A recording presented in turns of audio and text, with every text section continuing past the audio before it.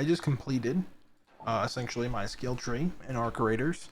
Level 74, going to be level 75, and I'm not really sure where I'm going to put that last point. Probably into Vault Spring. That way, I just have four of uh, the late game kind of mobility things.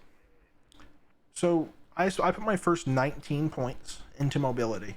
I did 5 into Nimble Climber, 5 into Marathon Runner, 5 into Youthful Lungs, and then I went into Carry the Momentum. I put 1 into Slip and Slide, 1 into Sturdy Ankles, and then 1 into Calming Stroll. Calming Stroll is just so good. I think it's probably the best, other than Security Breach. It's like S tier. Uh,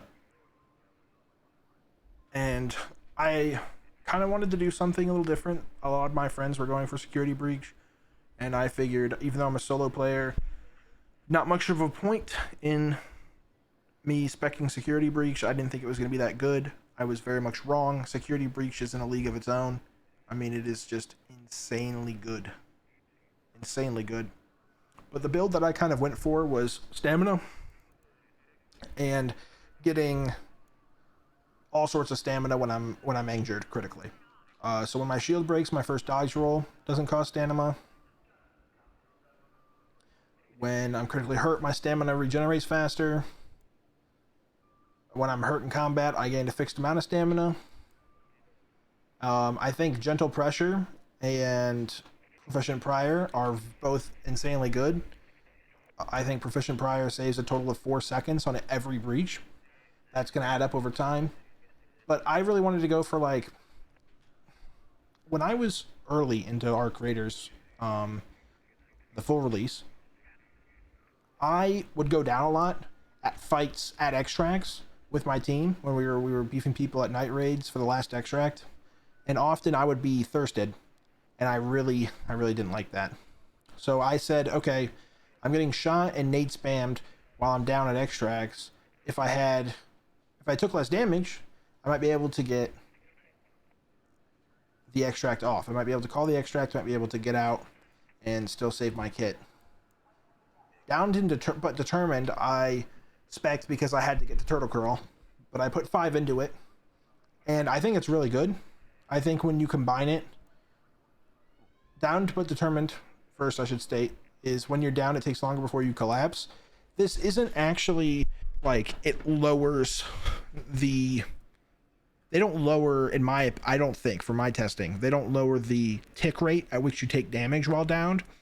And from what I've found is they just increase your health. Or they lower, like, I mean, I think they just increase your health. So these two together, I think, combine really well. A little bit extra, when you breach an object, you generate resources. If you haven't spec'd into this, it can give you rubber ducks if you breach into the back of buses and other special containers. If you do old arc, like arc husks, you get 2 arc metal. I forget the name of it. I can check real quick. You get 2 arc alloy. You get 2 arc alloy for breaching any sort of like arc husks or breaching arc probes. And my last 3 points I put into vaults on vaults on vaults. I think this is relatively good. And also fly swatter, just because I thought if I'm going to be doing runs with my friends where we're like free kitting, being able to just one tap wasps, I think is just nice. Back on your feet. So back on your feet is what I really wanted to see how good it was. And I'm going to be honest, I've never seen it visibly impact my raids. Now it may actually be really good. And I just haven't been noticing, but I'm pretty observant. And I'll say that I haven't really found that it's been that great. I think that Used to the Weight is really good. I think that Loaded Arms is really good, both of which reduce the impact of encumbrance. They reduce how much weight things cost. So the armor that you're wearing costs less. So instead of it wearing 7, if I were to put on let's say a medium shield, instead of it weighing 7, it's going to, or instead of it weighing 10, it weighs 7, something along those lines. Or instead of 7, like 5.5. I think you might have to be in a raid. I can check it real quick on the practice range. I think it's still 7, but in saying this, I really thought that it'd be a cool idea to spec kind of a, when I'm downed, I'm harder to kill, and maybe I can clutch up and crawl away. However, I haven't found that to be very successful. So you can see here that this tactical augment is supposed to cost 2 weight, and this says it's cost 7. As you see, you're 7 out of 45, so it reduces by 2 pounds, I think, is what happens. I'm not sure, but that's my guess. So in saying with my, while I'm downed trying to extract, there is one augment here, this Looting Mark 3 Survivor, that I think combos with this really well. Because it takes longer for me to go down, and if I'm shot, it deals less damage, I can heal back up to 75% of max down health. So I can 100%, if I'm downed and I have this equipped, I can crawl around wherever I want. I can go wherever I want while I'm downed. I just have to stop every now and then, regenerate back to 75% max health, and then keep crawling. But you can go infinitely. Like, it's not like a limited thing. I can 100% survive after I'm downed if nobody finishes me with this augment equipped. If I can crawl all the way to an extract, call it, and take it. And part of what would help with that is crawl before you walk. When you're down, you crawl faster. It's actually significantly faster once you put 5 points into it. I think it's really good.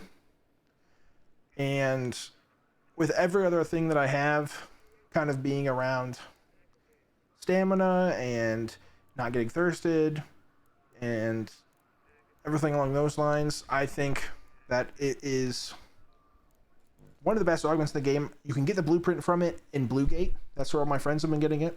And the secure, I think it's called the secure, we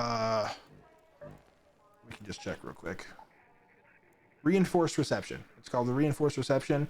If you go down into reinforced reception, there's a door that's breachable, and it has a bunch of like lockers and weapon crates and things like that. You breach into that, and you can get that augment to be craftable. I do not have that augment. I have a different one. I'll show you my blueprints here. I have the Mark III aggressive blueprint, which is restores 2 health every 5 seconds when damage is taken.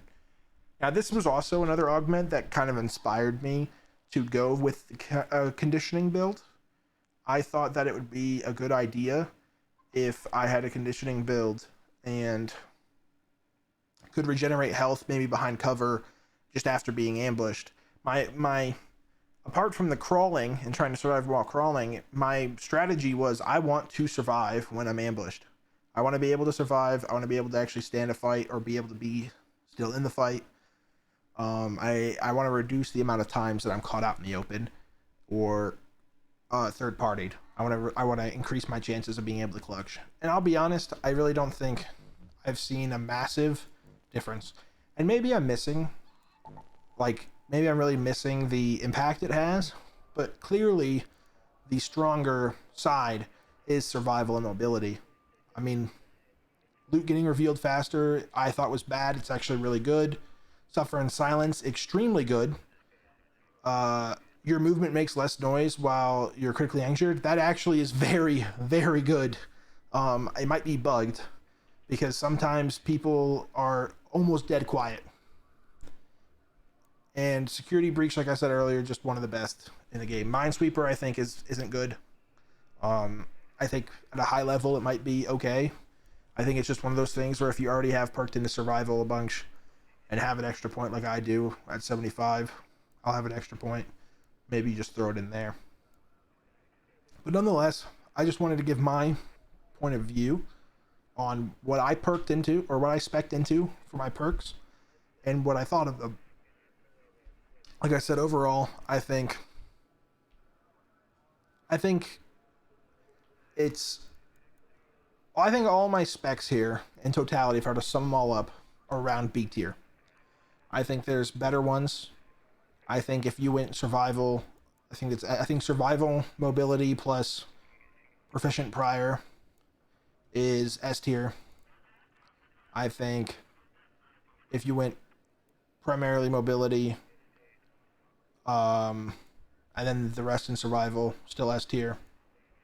Being able to craft in raid, Summer Mule is really good, but being able to, the in-round crafting is so good, especially when you get the Traveling Tinkerer, because you can craft hatch keys in raid, and there's been 4 or 5 raids where the people I'm playing with have crafted hatch keys so we can get out.